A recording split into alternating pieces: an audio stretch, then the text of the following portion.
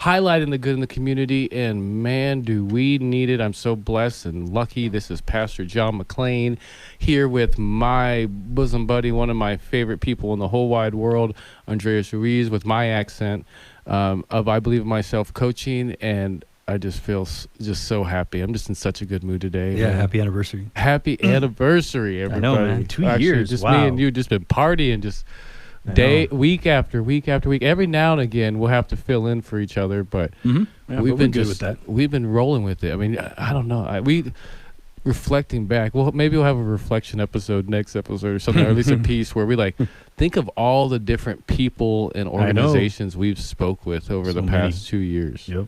It's been amazing. And it's weird, as I look back on it, our show almost kind of matches the format of what is now Tipping Point with Zach Yenser. Mm-hmm. But he used to have a show that pretty much he just brought on different organizations in the community and talked about the stuff that they did. And so, so good stuff, man. I don't know. Well, I guess we're walking in good footsteps. Like he's definitely a shooting star. So. Oh, absolutely, yeah. But this is the Common Good Radio Show, and this would not be the Common Good Radio Show if I did not give praise to a very good Father. That as you've been seeing, I've said He's blessed us so very much, and the only reason that He continues to bless us in the propensity in which that He blesses us, because we put Him first. So we're gonna do that on this show, and I'm gonna do it with the Lord's Prayer, and it goes a little something like this. Our Father, who art in heaven, hallowed be thy name. Thy kingdom come, thy will be done on earth as it is in heaven. Give us this day our daily bread, and forgive us for our trespasses, as we forgive those who trespass against us. And lead us not into temptation, but deliver us from evil. For thine is the kingdom, the power, and the glory, forever and ever. Amen. Amen. Yes, indeedly doodly. And I definitely, I always love when there's an amazing segue of me doing the opening prayer and then speaking with someone with an organization that is about as grounded and rooted in the foundation of the spirituality and kind of Christian values of our community as much as any organization I have ever known. Mm-hmm. Is that accurate? Yeah, for sure. Yeah. Grateful to have Beth from Gap Ministries. I got to talk to her for a little bit here in the waiting room, and we were jamming about sports. We were jamming about the new location. We're jamming about the kids. I mean, we're just having a casual conversation. She's a really cool person. I'm really grateful to have you on the show today. So thank you for being here. Thanks for having me. Yeah, absolutely. And I'm not surprised. Unfortunately, I haven't got to really get to know Beth too well. We've probably been two ships in the night, kind of crossing paths, and certainly probably doing the good work on different parts of the house. But definitely glad that she's here. Glad to get to know you more, get to know more about the Department of Gap that you work in, which surprisingly over the years we really haven't had too many people from the foster program on to talk about the foster program. Yeah. True. So that'll be cool. Yeah, why don't you go to get us started, and then I'll pick up the slack from there. Yeah. So right now, tell us a little bit about your program and what you do. So, for anybody that has never heard of Gap or just the foster program that you have at Gap. Yeah, sure. So I have a couple different programs that I run. Nice. But the one foster families, that's a big need here in Tucson and in Arizona. Mm-hmm. So we have the licensing and support piece of that. So we train and get foster or couples, families that want to foster, get them through the licensing process and then support them when they have children placed in their home. So I do that. And then we do supervised visitation. So for children that are not with their biological parents and they're placed in a foster home, I have staff that supervise their visits to make sure everybody's safe and everybody's appropriate, and keep that bond, between their parents and the children. We just started a new program, which I'm pretty excited about, the Nurturing Parenting Program, and that's kind of a little step up in more of the skills to teach empathy and nurturing to parents and kind of help them to, get back on their feet and be able to empathize with their children, I guess. I love that. Yeah. And probably another tie-in where Andreas, could probably speak to groups of them as well. I mean, I don't know. I'm constantly trying to be like, Andrea's will work out really well here, but thanks, man. I appreciate for that. sure. But that's super cool. I mean, as you're talking, the thing that kind of really sticks out to me, and let's kind of dive into it while we have like probably 2.5 minutes. So we have to jump out of here. Tell us a little bit about your journey with Gap. And where it started. I know this is kind of a curveball, but it's a softball curveball, so it's real slow and you should be able to smack it out of the park. So I have a personal Excellent. kind of passion for kinship. I was a kinship placement myself, which basically my parents kind of hit a rough patch, and I took in 5 of my siblings in my early 20s, which was insanity. I can imagine. Yeah. And then once they all went home and things, I just had a passion for it, but I never knew how to get my foot in the door. I remember praying one time. I did hair. That was my skill. I did it for 13 years. You got some good hair. Yeah. You did a good job. Yeah. So I remember praying one time and saying, Lord, am I like wasting my brain? It's so easy for me. I could do hair in my sleep. Wow. And probably a couple months later, my hand messed up and I couldn't do hair anymore. About that same time, I had a friend of mine come in and say, hey, we're hiring at Gap. And I had known about Gap before and said, all right, hook me up. And I have been there ever since. That was about 8 years ago. Wow. And now I'm the director. So God put me in the place I needed to be. Yeah. That's amazing. And I think like you asked God, like today I was listening to Conversations with God, and the guy says to God, is this just my imagination? Like, is this even real? And he's like, well, God can, come into your imagination as well. And I feel like God was speaking to you, and maybe you weren't listening, or I don't know, but then something had to happen. Unfortunately, in that way. I was stubborn. I was very stubborn. Yeah. And now you're doing this. And you also mentioned something earlier about like helping people how to have that empathy. Like, how do you feel empathy has helped you in your life, in your work that you do as well? Because I know every piece of it. I feel like I have personal relationship or personal like attachment to each piece of the puzzle, really. The bio parents, the foster children, the foster parents. So we're just trying to help all of them be successful. Yeah. Yeah.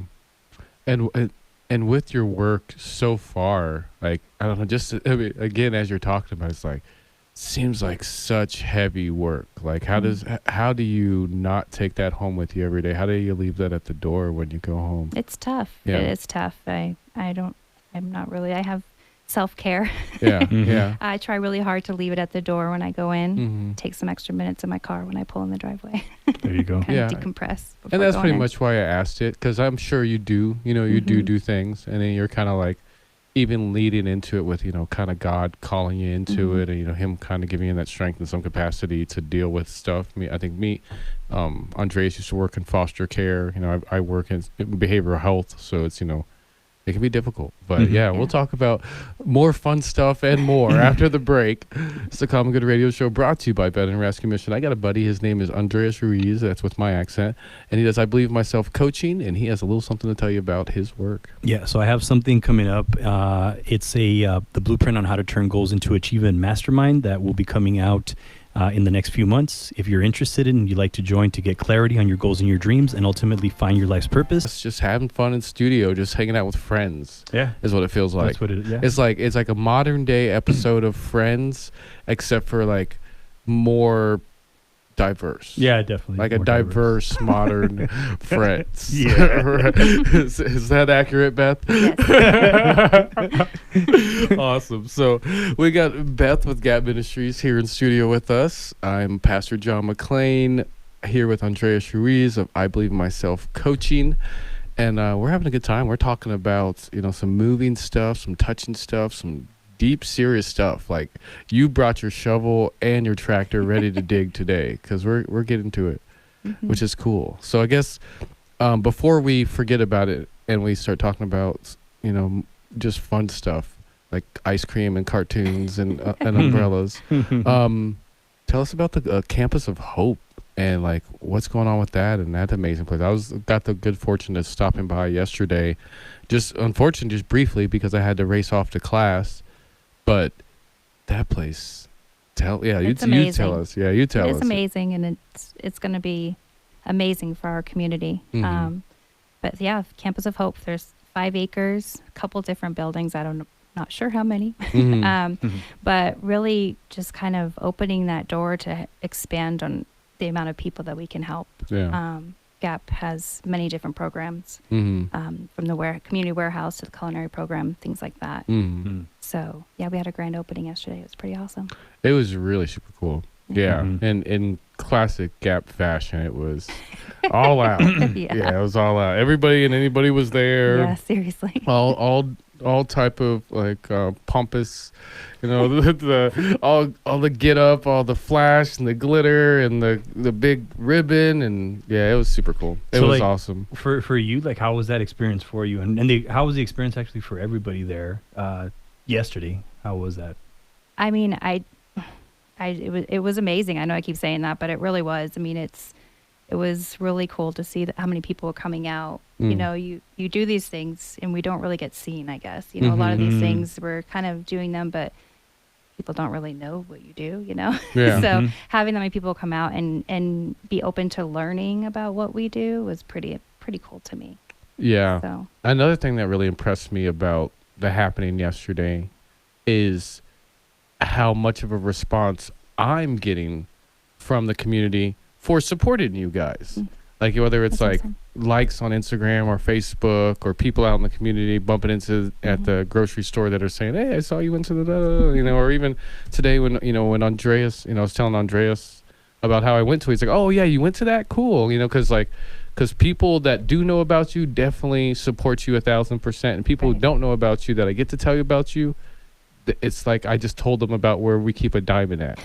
So it's super cool. That's good. Yeah, for sure. You're like, I'll take that. I'll take it. Yeah, absolutely. So tell us more about, kind of what services you guys provide within the foster programs, so that way the parents out there that are listening know who to go to or know who has their back when they're in a tough situation.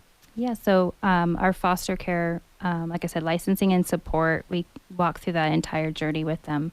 I think people think, oh, you just have a kid come into your house, no big deal. But, it is a pretty big deal. A lot of these children have been through some significant trauma or generational trauma.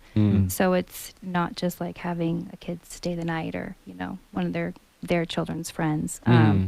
So we really, really press on supporting the family and as a whole in any way we can. So, of course, we have the community warehouse where we can give diapers and food and things like that. But, mentally supporting the family, spiritually supporting the family, that's big for us. And helping them walk in and making sure that the children in their home get the best care they can. So that's kind of our little foster care passion. All of my foster workers, the licensing workers, have either been foster parents, adoptive parents, house parents for the splash houses. So they've had like 10 kids in their home at one time. Wow. Yeah. Adoptive kinship. Yeah. So we've all been through it. We've all walked that walk. So we can give a different view on it, I guess. So as the director of this foster program, do you have children in your house? Or is that kind of where the line is for you? Yeah, not foster at this point. Okay. Someday. Yeah. So I kind of have to leave a little bit at the and not bring it home. Well, I understand. Definitely having ran a homeless shelter relatively in my backyard for the past 6 years, it took a lot. It took a lot out of myself, out of my family, out of my neighborhood. There's a lot goes into it. So yeah, it's good that they have an organization like you guys there to kind of help them along the way. I wish there was an organization that could help people set up tiny house villages or homeless shelters in their backyards, but yeah, we don't have that. But so tell us more about if someone wants to foster a child, or if somebody is unfamiliar with the system, like even yourself, you're kind of like almost in that wheelhouse of like, okay, someone who's considering maybe being a foster parent but doesn't really know the ins and outs and still on the fence. So we do meet and greets once a month, where we have it's our trainer, and she'll get in front of people and explain the whole process and kind of put some perspective into what it all goes into becoming a foster parent. And we really try to help people like make that decision before we're in the middle of licensing them. We don't want them to be like in the middle and be like, you know what, I can't do this. Or worse, they have a child placed in their home and they're like, no, I can't do this. So we, DCS website, Arizona Department of Child Safety website has some videos and things that kind of go through what the process is and what that looks like. And then they can go to gapmin.com or youhavewhattheyneed.com. And then we sign up there.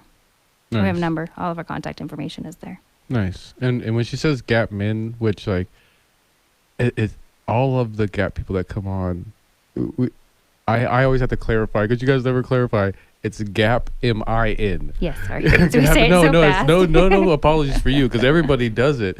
But like when I first started having you on, I was listening to it and I went to Gap MEN and it's not the same thing. You know, No. it's definitely not what you want. So gapmin.com and definitely, all the information. Is there a number that people can call if they want to kind of get connected in? Yep. There is one on the website and I don't have it off the top of my head. No worries. Get gapmin.com. Definitely. I mean, just like most modern society, if you go to there, you can probably find it. And also have a Facebook page and all the other modern stuff. Tian, actually, their marketing person is probably the smartest person I know in the world. So, yeah, she definitely will make sure you get plugged in. And is there anything else you think you want the public to know before we take off? Just there's a need for homes for children. There's over 13,000 children in out-of-home care right now in the state of Arizona. And about 50% of them are with, 56% I think are with kinship, so that's great. But in the past 2 years, the state has lost over 1,500 foster homes due to whatever reason. So they're hurting, a lot of group homes and stuff. Over what amount of time? 2 years. 2 years. So pretty much since COVID. Yeah. And COVID had something to do with it a little bit. I would imagine. Based off that timing, it seems right? very auspicious. But yeah, well, thank you, Beth, for coming on with us. Thanks That was great. Thank you. Yeah. And I am Pastor John McClain, here to help highlight the good in our community. I'm here with probably one of Tucson's favorite people, Mr. Andrea Ruiz of I Believe in Myself Coaching. I cannot go anywhere without bumping into somebody who knows him and loves him and tells me how smart I am to be paired with him. So thank you, sir, for existing on this planet. For existing. Yeah, you're welcome. I appreciate you. Absolutely. And we're here with one of those very people who I actually bumped into recently that is also in your sphere of excellence somehow. Yes. And her name is Andrea. Am I pronounce that correctly? Andrea? Yeah. Yep. With For Tucson. And then we also have, I know because she gave me her business card, Trace Lynn Sutton with For Tucson as well. And I'm actually excited to have them on for a couple reasons. One, because Andrea is one of the most charismatic people I've met in a long time. And two, because For Tucson seems to be this like stellar organization that somehow I don't know about yet. That's why we have this show, because there's just so many diamonds in the rough in Tucson, the city that has more nonprofits per capita than any other city in the United States, that we need a platform to kind of expose the great work that we're doing. So thank you guys for agreeing to be here. Awesome. Thank you so much for having us. We're really excited to be here.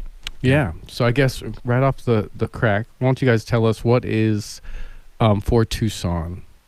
So For Tucson is a ministry here in town, and our whole purpose is helping Christians and helping them to really know their purpose, and then getting them plugged into an area in the city where they can serve. But our mission, I'll just read our mission statement because it sums it up: to unite and mobilize Christians, empowering them to put biblical principles into action as we engage our city's most systemic problems. So it's a pretty big strategy, but again, just getting Christians involved in changing our city with the Bible is kind of an easy way to sum it up. That's super cool. Yeah. Man, it's like, it's a mission of getting Christians to be more like Jesus.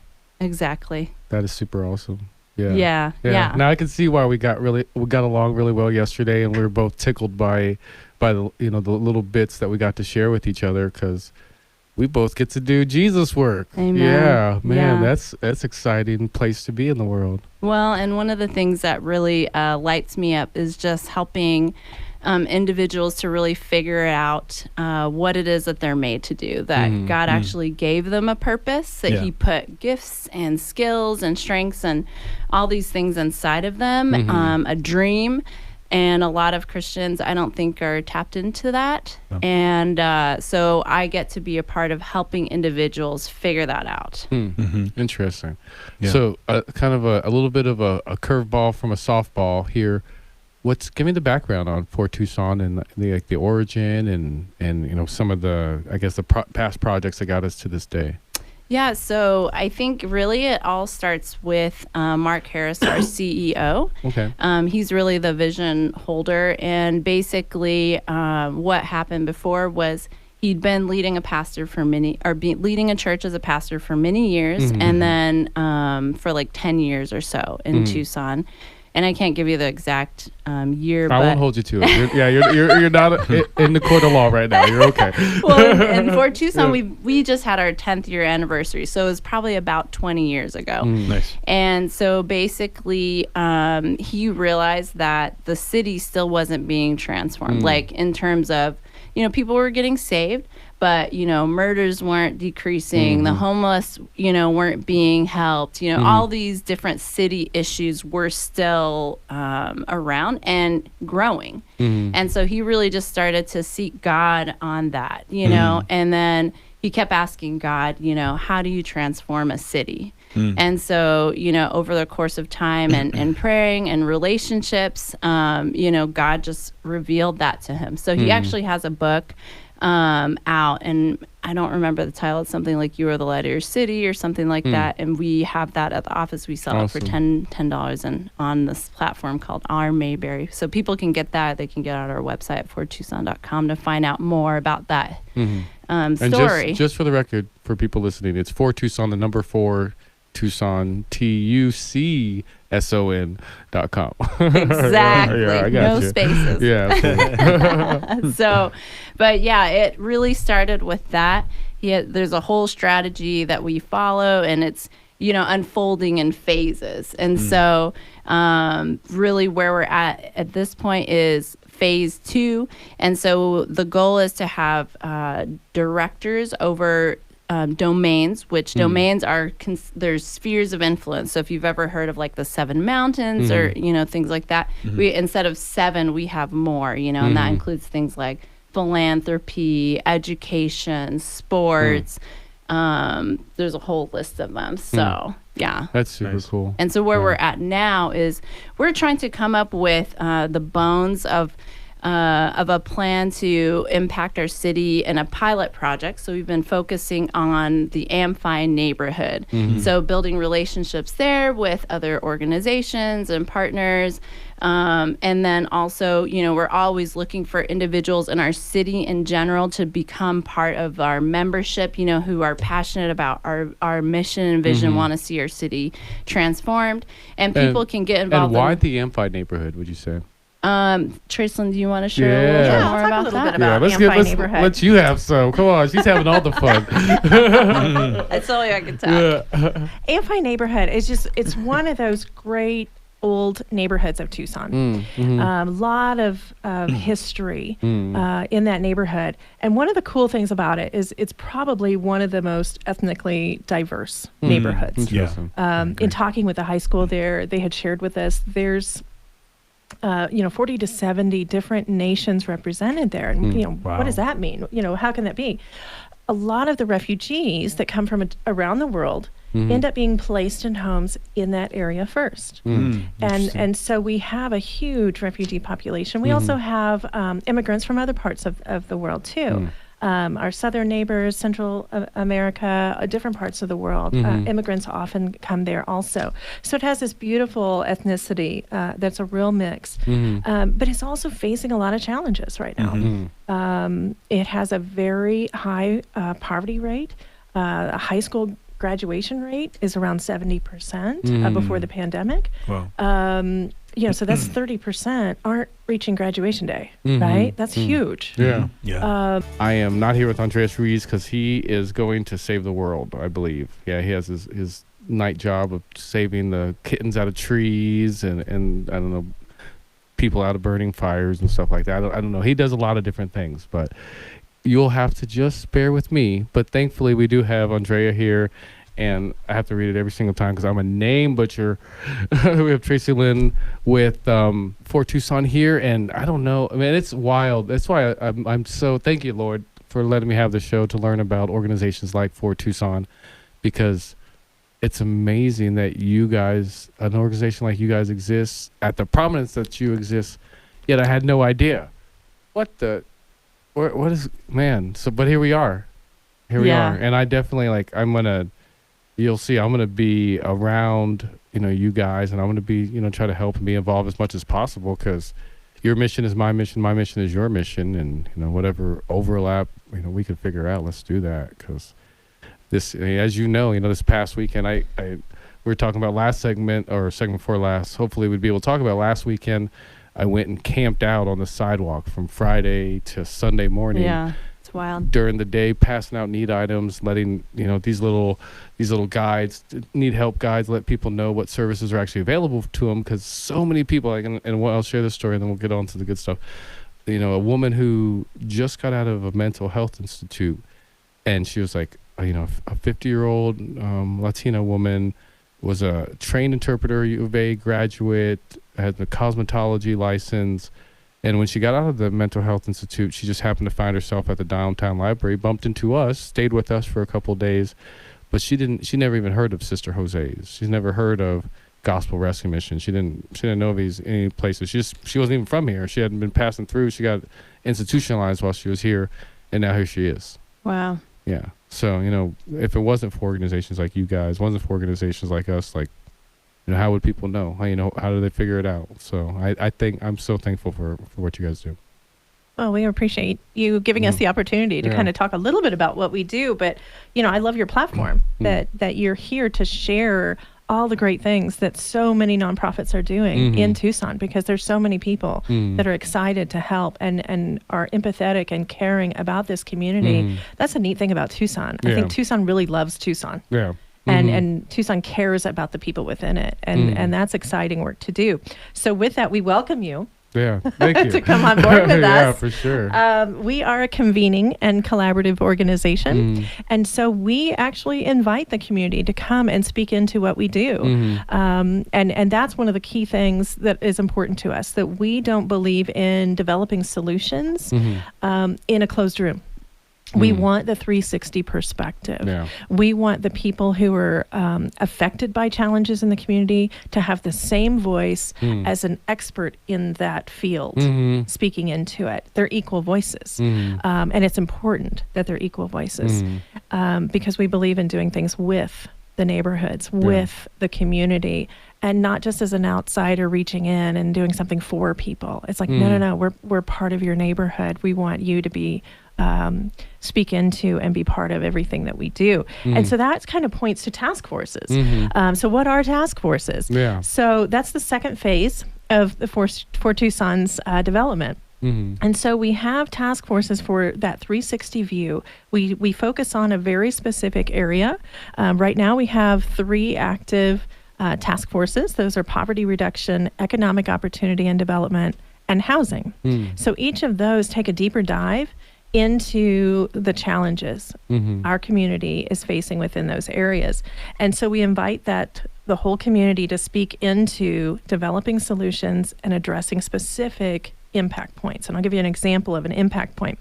I mentioned how Amphi Neighborhood's high school graduation rate was around 70% before the pandemic. And that is actually one of our efforts, because for someone to successfully break the cycle of generational poverty, the Brookings Institute has put out this report that's just incredible, and we'll share that with you, that if someone graduates high school, if they get meaningful employment as soon as possible after high school, and they delay starting a family until they're 21 and married, those 3 points, they'll have a 98% chance of breaking generational poverty. So think about that. Those 3 things. Just graduate high school, go get a job, and delay having starting your family until you've got the structure of marriage and you've had a chance to get yourself established in your workplace, or whatever training, career training path you want to go down. Get yourself established, and you'll have such a great chance of getting out of poverty. And when you say task force, I mean, granted, I've had the good fortune or bad fortune of being on task force. Sometimes they kind of, they have a bad name, or for some people, they're completely unfamiliar with the idea of what a task force is altogether. Like, what does that mean, task force, when you say that? I kind of agree. Task force is kind of an intimidating word in itself. And really what it means is a group of people coming together who have formulated an idea and don't want to just stop with the idea of the solution. They're the group who wants to come alongside a community, a neighborhood, a problem area, whatever it is, and get their hands dirty in it and actually work towards making sure that solution is implemented successfully and continuing the research year after year to make sure that solution that was put in place is actually successful, if it is actually accomplishing what it set out to do, and sticking through that. And if it means coming back to the drawing board, they come back to the drawing board and we work through it again. So that's really what a task force is. It's just a group of people who really care passionately about an issue and are willing to put some skin in the game. Yeah, that's nice. We got a couple other questions here. My phone always shuts off right as I go for the questions. So, what is Movement Day? Oh yeah, so Movement Day. We have Movement Day every January. It's 1 day or 2 days as we continue to grow. It's now 2 days long, where we invite the community to come and focus for 1 full day on a new focus area. So January of next year, we will be launching our education task force. And so we will present a research report. We'll dive deep into some root causes that are contributing to the challenges of why our education rankings are where they are. And we invite that 360 view of the community to come in and do a deep dive brainstorm of developing solutions. So we really look hard at what are the conditions that brought this about and forming solutions out of that. And from Movement Day, we form teams who focus on specific solutions. So out of Movement Day, you may have 20 or 30 solutions that come out of that. And so we break up into smaller teams to take one solution and see how we can continue research on it, see if it's been tested in the past, do some sample testing, and work through that process of getting it implemented in the neighborhood and developing greater partners in the neighborhood to help implement that solution. So let's just say you got John Q. Public, and they want to plug in. What does that process look like?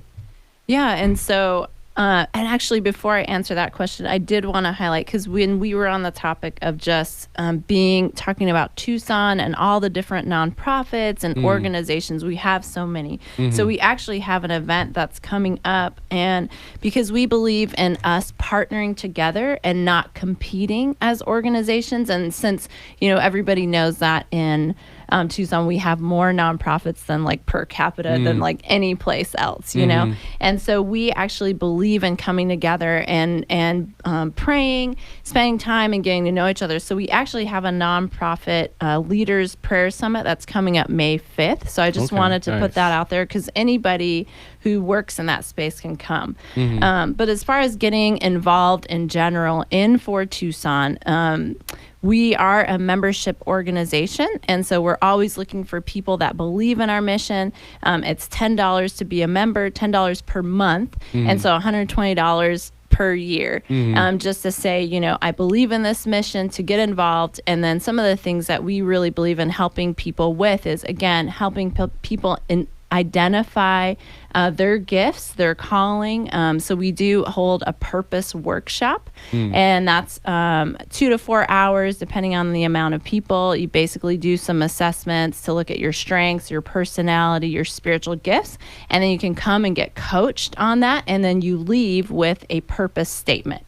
And we do it with all of our staff and anybody that's interested in being an employee or a volunteer, because we really want people to be headed in in that direction that lights their fire. And so, instead of just people, butts and seats, volunteers, just anywhere, we want people to be headed to that specific sphere of influence, partnering there, whatever their task force is, we want them to be where they fit in well. So that's one thing, they can come to the Purpose Workshop, learn about that. They can go to our website at fortucson.com to see all the different events that we have going on and see, just start to see, where do I fit in? What can I get involved in? So I'd say that those are probably the two biggest steps that we want people to take a look at right now. Nice. So fortucson.com. I'm guessing you got a Facebook page. We do, and it's I can't remember the handle at this point, but fortucson.com. And on that first homepage, we've got some videos you can learn about our mission. You can see our events calendar, and we also have a community calendar, so people can go and submit. And as long as it's in alignment with our mission and vision, really promoting the good in our community as well, then most likely you'll be able to get your event up there. It also talks about the different domains that you can actually find out more about the purpose statement for each one of those. So there's a lot of information there. So that's amazing. Well, thank you guys so much for coming on the show. This was great. I look forward to connecting more. Hopefully we can have you on more in the future. That sounds great.